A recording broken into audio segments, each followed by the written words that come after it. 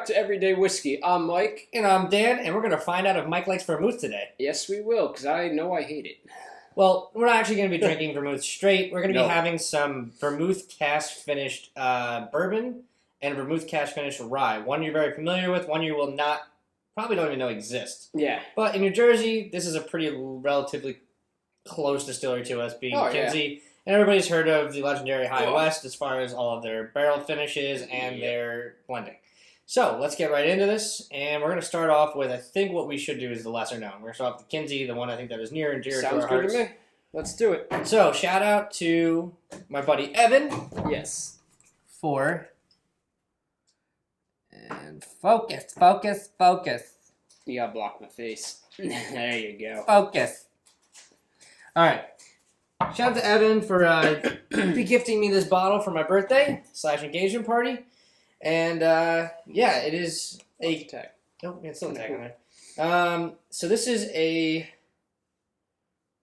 Roger Wilco Whiskey Vermouth Cask Finish. Oh, right. Yeah, it's a store. Pratt Fall 2020 barrel release. So it's a store pick. Because I've never seen the Kinsey Vermouth Cask Finish on their website and any of their inventories anywhere. So this was a purposeful cask Can't say I've seen it.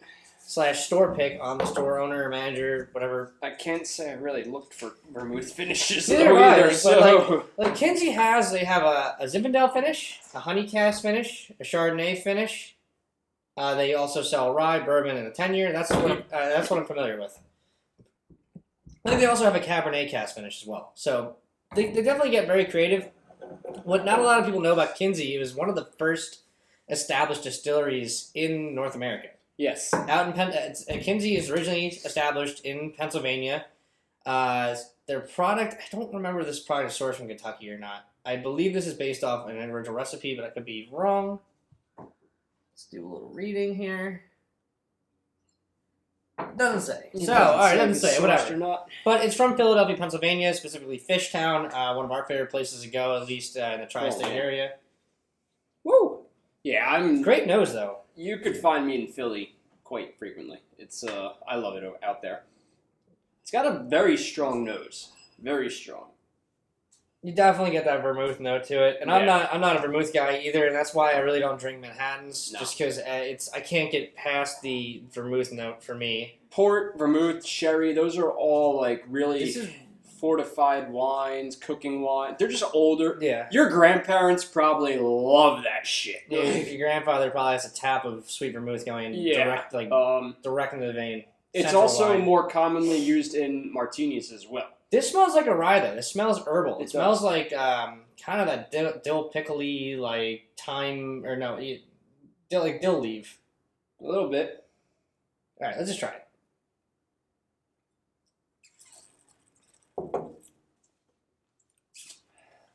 I think the bourbon. I think it complements it. I like it though. I'm not saying it's. I really like it. It's different. It's not my favorite thing I've ever had in my life, but it's a different barrel pick. I've never seen anyone do a vermouth cask finish. Ballsy move. So support that move. Super creative. And the vermouth definitely comes through in kind of a good way. It's very cocktail vibes to it. It's a little pickly to me. Yeah, I get the dill comes through. It's definitely a little pickly. This is bourbon finish, right? It's sweet, a little hot. I know this is a rye too. All right, I have been saying bourbon the entire time. This is a rye as well. It's a little spice on there, but that's because it's a rye. It's also 102 proof. It's definitely 102 proof. I can tell you right out the bat. It's 100. It's over 100 proof. In this case, 102. It's bottle number 21. It drinks like a 102 proof. You know, it's got that a little bit of that burn in there. It's not super smooth. This is kind of how I envision rye's tasting overall. It's got a back end kick that like kind of surprises you. Yeah. All right, this is what it says on the back of the bottle. So story time with Squid. When folks think of whiskey, not kidding. So when folks think of whiskey, they think Tennessee or Kentucky, but the story of American whiskey begins in Pennsylvania, where Kinsey was born in the 19th century, 1800s for anybody who knows. So Kinsey is a homage to our original distillery along the Scullyville River, which once held the world's largest collection of aging whiskeys. A time when Pennsylvania was synonymous. I can't talk. Symbiotic, synonymous with good whiskey. A time when Kinsey was king. And this is actually made by New Liberty Distilling. Yeah. So they have a bunch of other brands like Bloody Butcher, Kinsey, stuff like that under their umbrella. Aside from the dill note, this is pretty much how I envision most ryes coming off. A little hard, a little rough around the edges, spicy. That's kind of my perception of ryes, and we've learned as we've tasted more that that's not always true. But like to me, this is like, I don't know, it's not bad. Not bad. And that was an oversight on my part, and I apologize. I don't know why. I've only drank this bottle once before this. Yeah. That I thought it was a bourbon. It is a rye, so it really does, like, the vermouth finish does not do a lot to cover up the rye. No, that rye's taste. Potent in there. All right, so do a 1 to 10. Let's do a 1 to 10. I'm going to do 1 to 10? I'm doing 6.3 out of 10. I'll give it like a 6. 6.5, somewhere in there. I like 6.3. Yeah. Back end's a little hot for my liking. It definitely lingers a little bit. But we've had higher proofs that finish a lot more delicate than that. But the overall palate was nice. Mm-hmm. It was a very nice flavor on it, and the vermouth really didn't take over the rye, which, like, for most people, maybe they want that taste to get that cocktail-liness to it, but... As the people of Philly would say, this John ain't that bad. All right, next, I'll do a little bottle flash after this, but we are doing the High West. The Yippee-ki-yay motherfucker. Yeah. Oh. I don't think we actually cursed at any point in this episode. I did. I said shit very clearly. And again. I'll hide behind it. And focus. All right.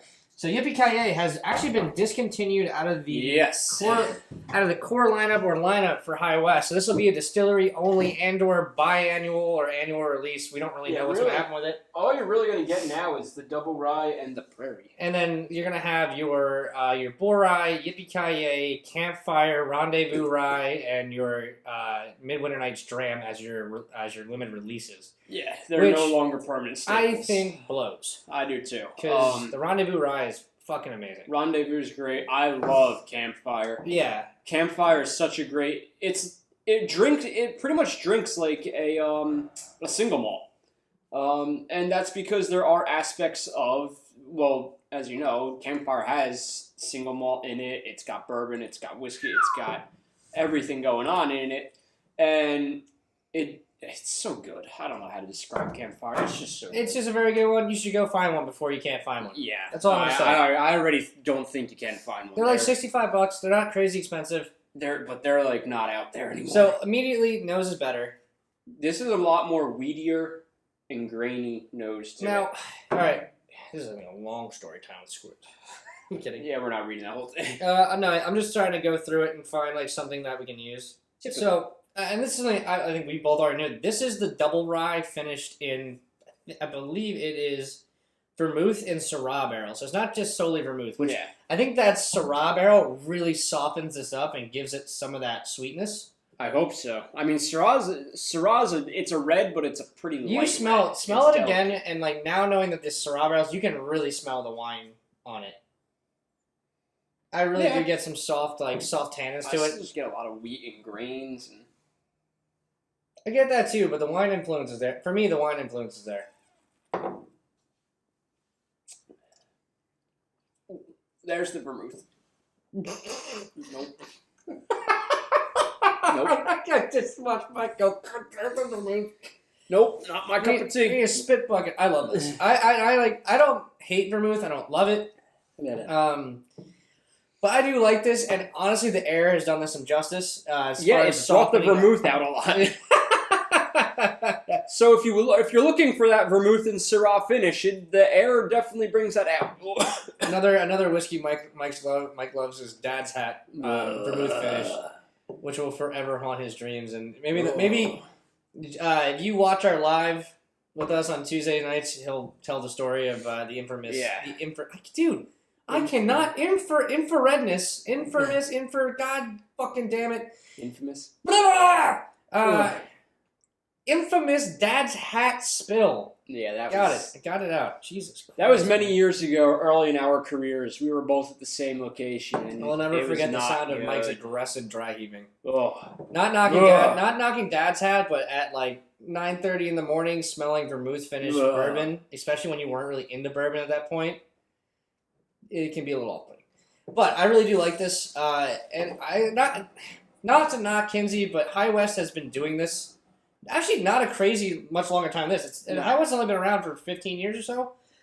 You can fact check me on that. It's probably between 12 and 15 years, but the blenders they have in-house at High West are phenomenal at what they do. they are. And that is like, they have made a national name They're what great. they do. And because of that, I always told you guys on this channel, I will always be completely transparent and give my God's honest review of things. Yeah. So because they're so good at what they do, I need to give this 2 separate scores. So one, a completely unbiased score.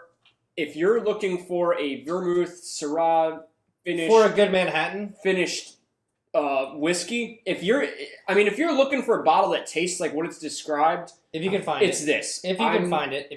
I'm gonna give this an 8.5 out of 10. I mean, this. You taste the Syrah, you taste the Vermouth. They did an excellent job with this. Where the Kinsey had a very strong kick at the back, this is kind of you're kind of like at the end of the roller coaster on this one.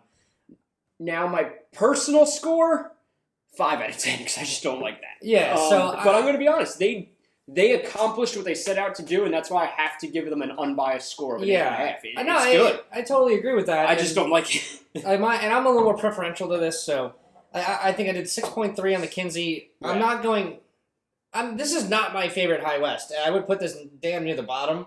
Yeah. The only things below this would probably be the actual regular bourbon, and then maybe some of the bottled cocktail stuff, which I'm not nuts about. To their defense, I am not nuts about really any pre-made cocktail bourbons. Yeah. Or pre-made cocktails in general. So. But like Mike said, I think if you're just going to give it a score not based off of like predetermined notions or my bias, this is probably a 7.9. Yeah, I think that's where that should be. Like I said, you walk into all right, hypothetically speaking, the market's back to normal. They're not discontinuing it. You walk into a store, you see this, and you read the label. And you have both of these as an option. When you read this label and you say, oh boy, Vermouth and Syrah, I want to taste, you're going to taste the Vermouth and Syrah. So they accomplished what they set out to do. Yeah, whether you like what they set out to do or not is besides the point of this, what we're trying to get at here. It's just, did they accomplish what the bottle 100%, says? 100%. I think that High West comes off more as the cocktail. I really do. Yeah. And they make a Manhattan cocktail that I have, which we probably should have just fucking used. Oh, yeah, we could. Well, where is it? Here, grab the... All right. Bonus bottle.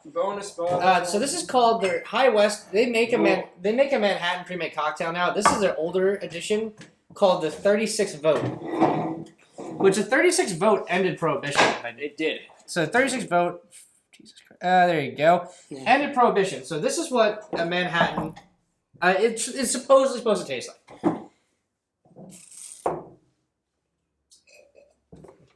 Yeah, palate cleanser. Here, let's block the brand here.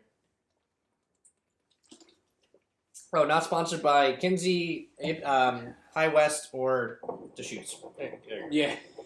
I don't have anything. All right, so now tasting these two, let's see which one we think is closer to an actual Manhattan. Because this is what you would get at the distillery supposedly as their Manhattan. I'm not looking forward. I remember I haven't had this in a long time. There we go. I can't. I'm not. I despise all fortified wines. Like port, vermouth, sherry. It does not do it for me. I hate it. And I want to wrap this up, so we're gonna do this kind of quick here, and then we're gonna get before Mike pukes, we're gonna do 3 things. Number 1, you're gonna subscribe to stop Mike from throwing up. Number 2, please like the video to stop Mike from dry heaving. And then 3, please comment on the video to stop him from upchucking. Don't nose it. Just don't nose it. It smells like old. It smells like old spearmint.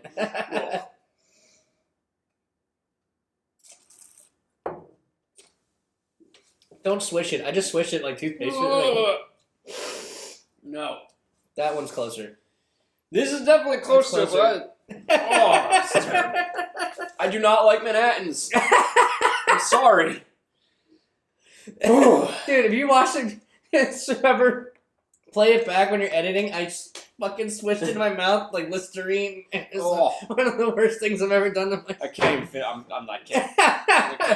It's terrible. All This right, is that's nothing against High West. all right. Let's end this shit. All pre-made cocktails. All right, everybody. Thanks for watching this week. Drink safe, drink responsibly, have a good time. Cheers. Peace. Peace.